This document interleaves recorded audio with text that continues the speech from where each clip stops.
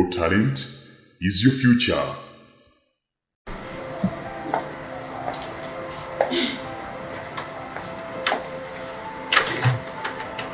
Voilà. Ouais. Nine family ya mwami kityo. Kujja.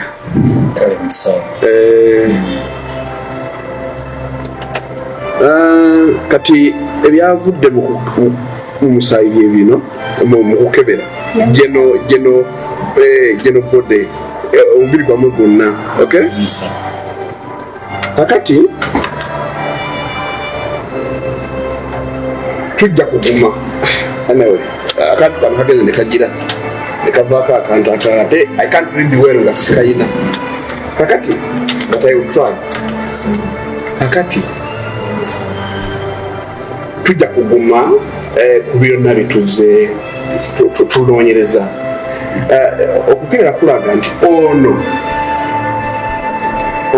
ekibumba ensigo n'omutima byonna sibiramu birwadde.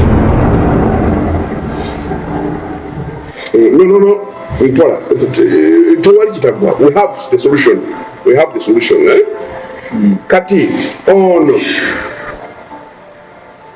ye mulamu byonna you are fine, you are okay. No, don't cry, tokaba. We have the solution, okay? So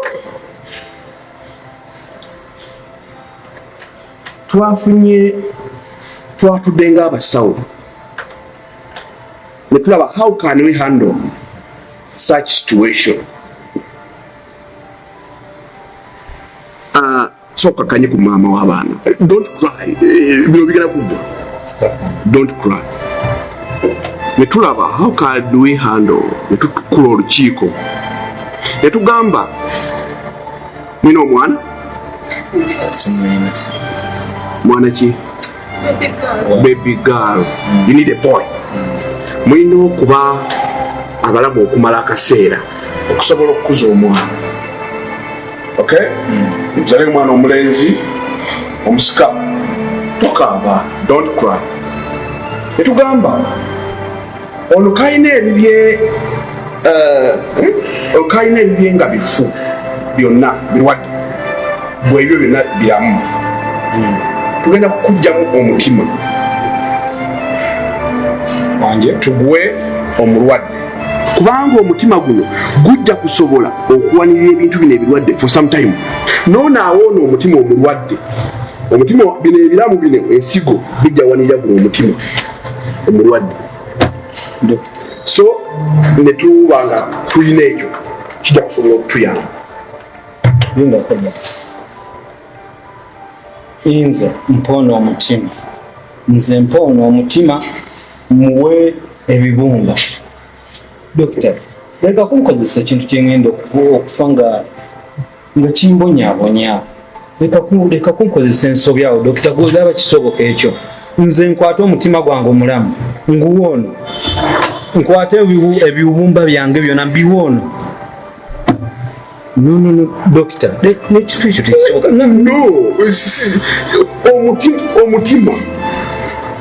Mukyala wange so muyina kuba mukyala wange. Anti ne mukyaki tugamba okufa okulitwawo kali. Linda doctor, linda.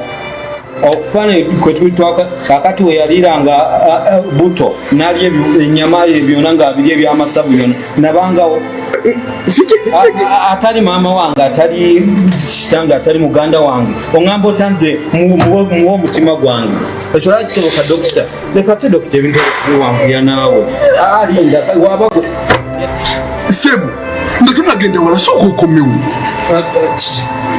sokoleke sibe mwami kityo yenze ati results zenyina wana ez'omulwadde za mwami kityo mbadde njagala mukyala wo yabakuwa omutima